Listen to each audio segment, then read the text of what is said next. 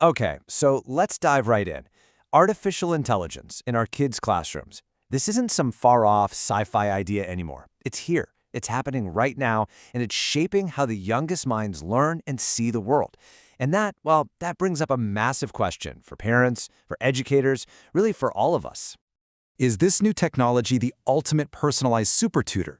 Something that can unlock a child's potential like we've never seen before? Or is it a digital danger, hiding all sorts of risks to their development, their privacy, and their well-being? That's the core conflict researchers are scrambling to figure out, and it's exactly what we're going to unpack. But before we can even start to weigh the pros and cons, we need to get a clear picture of what we're actually talking about. Where is AI showing up in the lives of young children? Well, as it turns out, their new digital playground is already built. And what's really fascinating is just how many different ways kids are interacting with AI. It's not just one thing. We're talking about the digital voice assistants so many of us have at home, right? The Siris and Alexas that kids talk to every day. Then you've got these intelligent robotic toys they can actually play with. And in schools, there are AI-powered learning platforms and even whole curriculums designed to teach kids about AI from a super young age. It's pretty much everywhere. And this isn't just theory. Let me give you a real-world example. There's this AI tool called the Amira platform that teachers are using right now. One study talked about a second-grade teacher who used it to give her bilingual students this incredibly personalized reading support, boosting their skills with feedback that was tailored just for them. Get this, the platform even helps screen for potential signs of dyslexia. So the potential for good, it's obviously immense. And that brings us right to the heart of this entire debate. Because for every incredible promise AI offers in education, there's a potential peril lurking right alongside it. Researchers have started calling it a double-edged sword. On one side of that sword, you have all this incredible promise. Learning that's perfectly tuned to each child, unbelievably enhanced educational experiences, and amazing support for kids with diverse needs. But on the other side, that's the sharp edge of peril.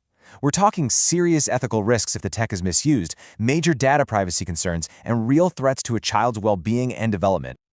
Researchers Chan and Lin, they just nailed this tension, calling it a double-edged sword.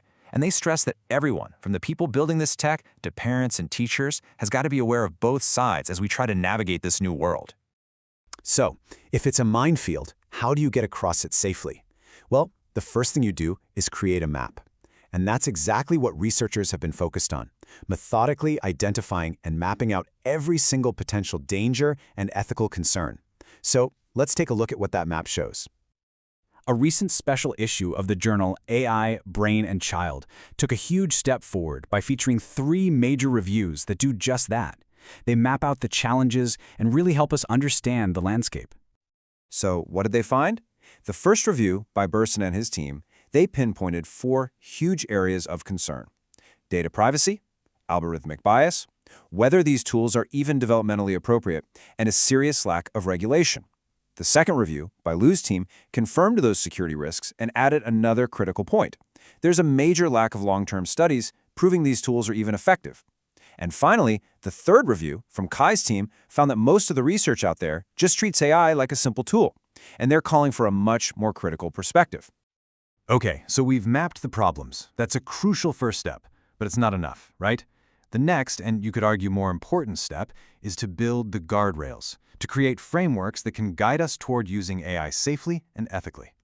One of the most important foundational frameworks is this one, the Power Principles. It's a simple acronym that gives us a really powerful guide. Is the AI tool purposeful? Is its use optimal for learning? Is it wise? Is it ethical? And is it being used responsibly? This is basically a checklist that everyone involved can and absolutely should be using. Building on that, we have the DAD framework, which stands for Developmentally Aligned Design. This comes from researcher Nomisha Kurian, and it's brilliant. It translates the science of child development into 4 concrete rules for AI designers. First, perceptual fit. Does it match how a child actually sees and hears?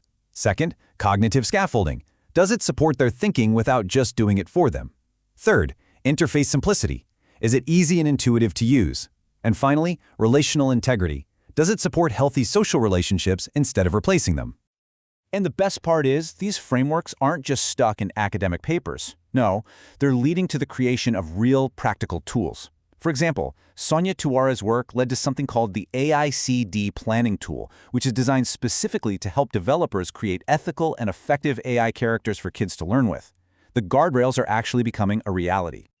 So, with the problems identified and the first guardrails being built, what's the path forward? I mean, this field is moving so incredibly fast, and the work is far from over, but there's a clear agenda for what needs to happen next. The to-do list for the entire field is pretty clear. Some of the key goals are involving families directly in designing these tools and embedding safety and privacy from the very start, not as an afterthought. There's also a huge need to promote equity to make sure these tools work for kids of all languages and abilities. And this one is crucial. We need to strengthen teacher training and build a solid evidence base with long-term studies to really understand the impact here. Ultimately, the AI is already in the classroom. It's here to stay. Whether the technology should exist or not is no longer the biggest question. The question we all need to be asking now is one of accountability. Who is writing its report card? Who is responsible for making sure its promise is realized and its perils are avoided? That is the challenge for all of us.